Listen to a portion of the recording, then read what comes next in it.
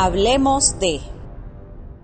Sean bienvenidos a esta edición del podcast de Fundaredes y en esta ocasión hablemos de grupos armados irregulares son los grandes terratenientes de Venezuela. Me acompañan en el panel que va a compartir este conversatorio en esta ocasión la licenciada Eileen Cardoso, el doctor Javier Tarazona, el doctor Luis Useche, el abogado Clara Ramírez, y entre todos vamos a tratar de traerles a ustedes pues la información más amplia, detallada y bien descrita de lo que representa el avance de los grupos armados irregulares en territorio venezolano y cómo han ocupado espacios privados, cómo han ocupado territorios de fincas y de algunos predios rurales, desplazando a sus verdaderos propietarios para convertirlos en zonas de actividades ilícitas. Así es que comenzamos este conversatorio y los escuchamos a ustedes que ponen el tema sobre la mesa. Yo creo que en primer lugar hay que destacar que la guerrilla de origen colombiano llegó a Venezuela para quedarse. Lo que en algún momento era como un escondite, Venezuela significaba el espacio para venirse y resguardarse por unos días, por las actividades que desarrollaban en Colombia, llegaron para quedarse y han echado raíces, han hecho hijos y lamentablemente hoy forman parte del imaginario no solo de los pueblos de frontera, sino están en Venezuela. Hoy tienen presencia en más de 20 estados del país.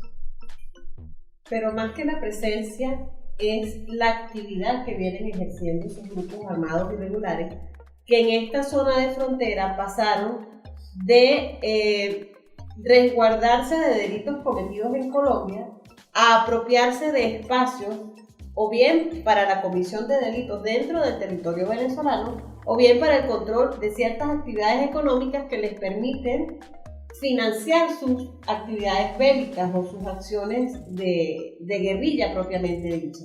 Entonces, parte de estas actividades es justamente la adquisición, usurpación o apropiación de las unidades de producción que están ubicadas en estos municipios, territorios de frontera venezolana, a través del desplazamiento de sus dueños, como bien lo decía Laura, de las personas que históricamente han venido trabajando estos espacios, los obligan muchas veces por las armas, otras veces incluso propician la compra a través de terceros de estas unidades de producción para utilizarlas o como producción de plantas de estupefacientes o para el procesamiento de estos productos o para construir pistas que permitan a grandes organizaciones internacionales de narcotráfico venir a Venezuela y llevarse la producción de coca, de marihuana, hacia el mercado mundial de estupefacientes. Estamos viviendo un proceso que yo llamaría el proceso de sedentarización de los grupos armados irregulares en Venezuela.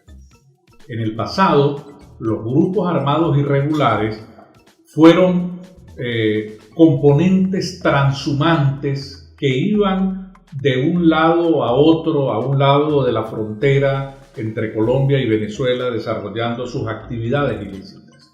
Esos grupos transhumantes, conformados dentro de lo que es toda una logística paramilitar como grupo armado irregular, no con el connomento que se le quiere dar por la ubicación ideológica, porque tan paramilitar son los grupos de izquierda como de ultraizquierda como los grupos de ultraderecha.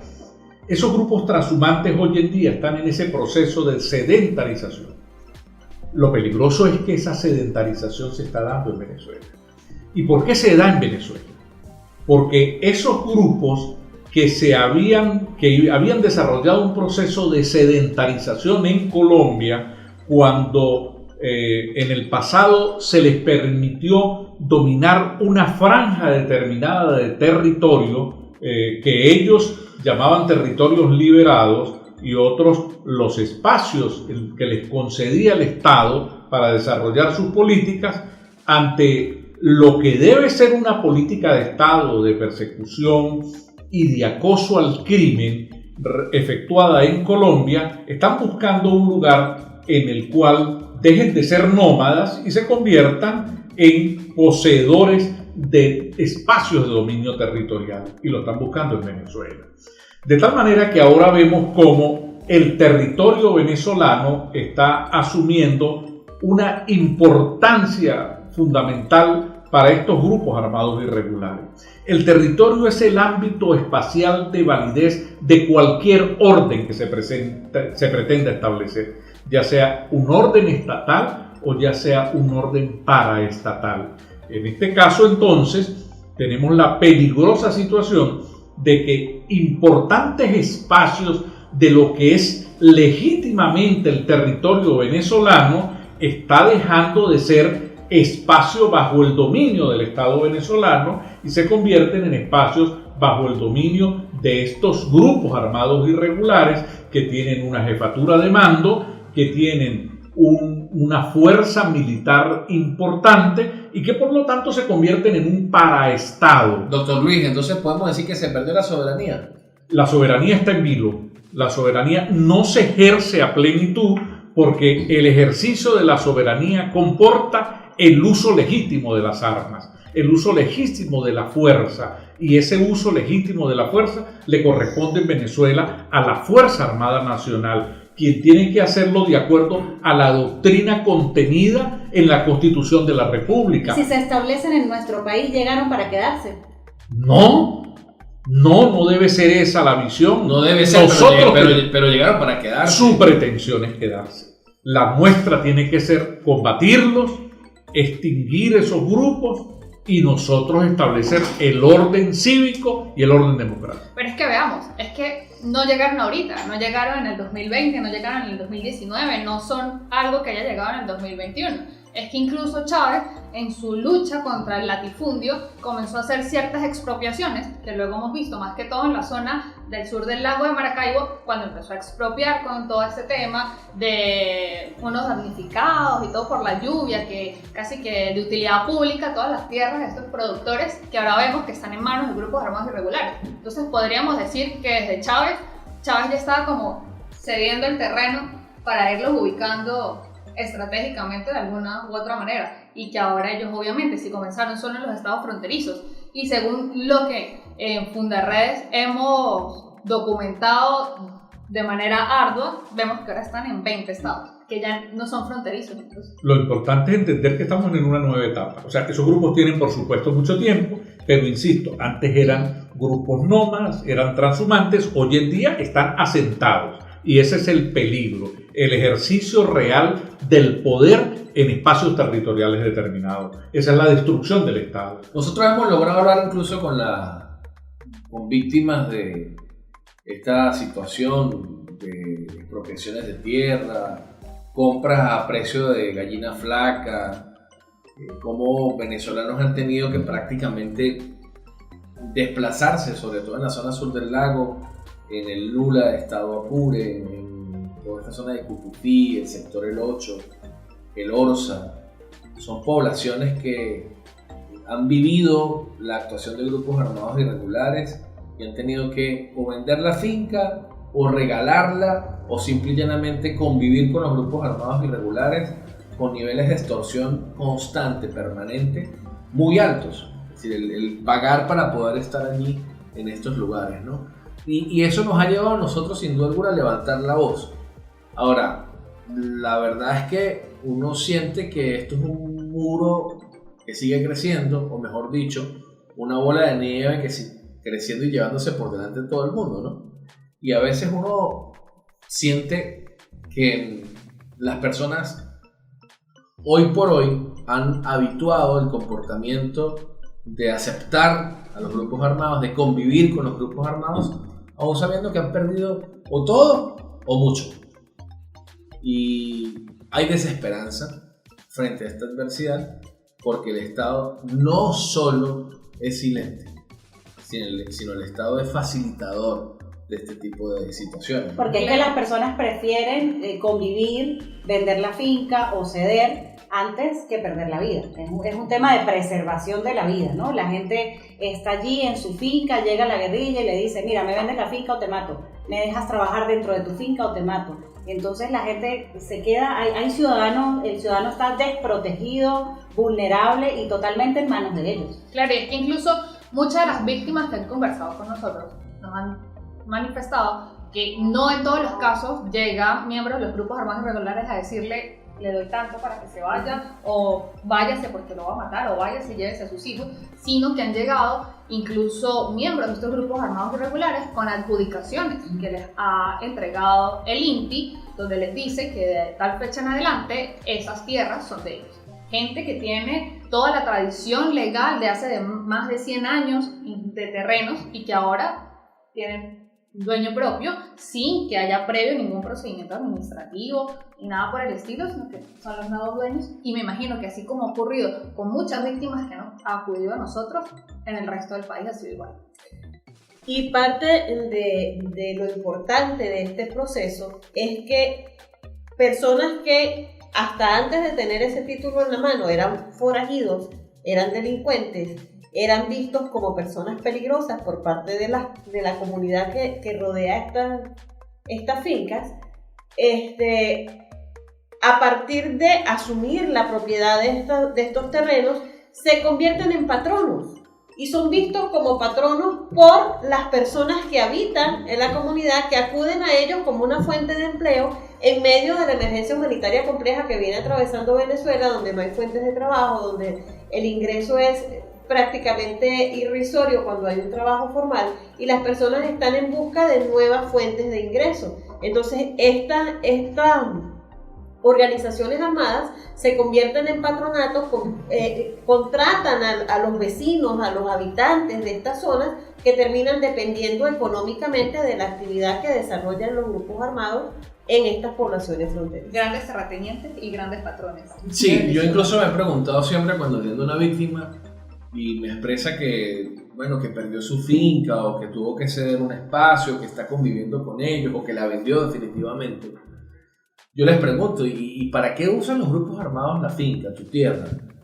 Y allí entonces uno es que comienza a encontrar por qué lo geoestratégico de estos lugares termina siendo el propósito real de los grupos, ¿no? Primero, si estamos en frontera limítrofe, pues sin duda alguna que proliferan los pasos ilegales o trochas en esta finca, en estas tierras. Y allí pues el microtráfico, el narcotráfico, contrabando y un sinfín de actividades que siguen aumentando la economía paralela en la región o en la actividad transfronteriza. Pero no solo esto, muchas de estas fincas que han sido compradas, expropiadas o donde han desplazado a las personas, se convirtieron luego en pistas clandestinas.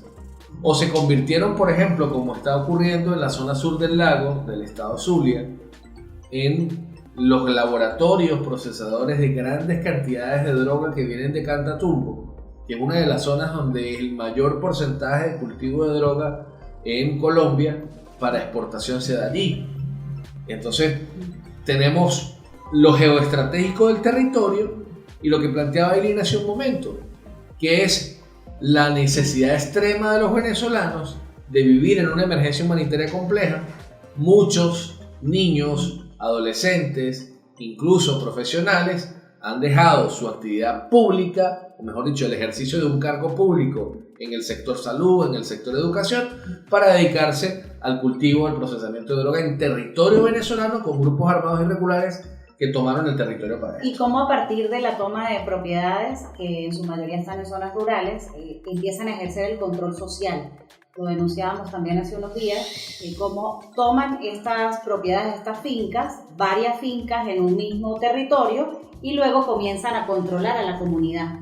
Y controlan toda la vida social, qué se vende, qué no se vende, a qué precio se hace, si la gente puede salir, en qué horarios puede salir la gente, y de esa manera se convierten en lo que mencionábamos esta mañana precisamente, como en microestados, que son quienes ejercen el poder dentro de las comunidades y los ciudadanos terminan sometidos a las normas que los grupos armados irregulares les imponen dentro de estas zonas rurales. Mira, aquí hay un tema geopolítico que es importante analizar, que a mi modo de ver tiene 5 grandes elementos.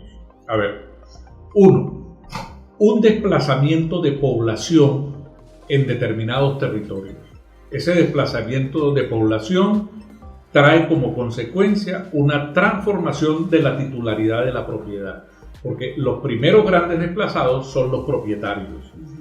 2, un repoblamiento de esos espacios con personas que tienen una característica muy especial, que no tienen nacionalidad específica, pero que sí tienen una posición ideológica. Cuando digo que no tienen nacionalidad específica, no quiero decir que no tengan nacionalidad, sino que sus intereses no van parejos a los intereses de un Estado determinado. Son supranacionales. Sino a un interés ideológico, a un interés político ideológico. 3, un apoderamiento del territorio en espacios concretos. Y ese apoderamiento del territorio va a definir entonces la posibilidad de conformación de un Estado nuevo. Es decir, nos vamos al cuarto punto, la existencia de un nuevo orden que es la dominación, el dominio de la población, nuevas normas para el funcionamiento, el establecimiento de una autoridad que se va a ejercer sobre esos espacios. Y quinto, el desarrollo o el desplazamiento, la transformación de la actividad económica. Las grandes fincas ganaderas, las grandes fincas de producción agrícola se convierten en espacios para la producción de materia prima y del procesamiento de esa materia para el narcotráfico y para convertir ese sector, ese territorio y lo que allí está en un espacio y en una población que tiene viabilidad económica con el tráfico internacional de estupefacientes. Esos elementos dan lugar a señalar que en Venezuela se está dando una situación similar a la que se ha vivido en el pasado en otros escenarios. La geopolítica fue utilizada de manera muy especial por Adolfo Hitler y por manipulaciones de esta naturaleza. Después de la anexión de Austria vino el desarrollo de expansiones territoriales hacia otros espacios con la presentación de grupos humanos que señalaban que ellos eran alemanes y que por lo tanto reclamaban esos espacios de territorio. Aquí estamos en presencia de un tercer estado entre Venezuela y Colombia, el estado de los grupos armados irregulares que tienen como sustento económico el narcotráfico y la explotación de nuestro suelo con fines de desarrollo de actividades ilícitas de diverso orden. Pareciera que todo estuviera perdido, pero tengo que decirles lo siguiente. Es precisamente la tarea diaria de Fundarredes un esfuerzo para que la realidad cambie. Si guardamos silencio, normalizamos la anarquía. Si nos callamos, lamentablemente nos habituamos a que impere y reine la actuación de los grupos armados irregulares. Entonces, este cuento no ha terminado. Mientras más levantemos la voz, vamos a poder hacer un gran muro de contención social y humano frente a la perversidad de los grupos armados irregulares. Bien, de esta manera cerramos esta edición del podcast de Fundarredes. Los esperamos en una nueva oportunidad para seguir conversando aquí en Hablemos de.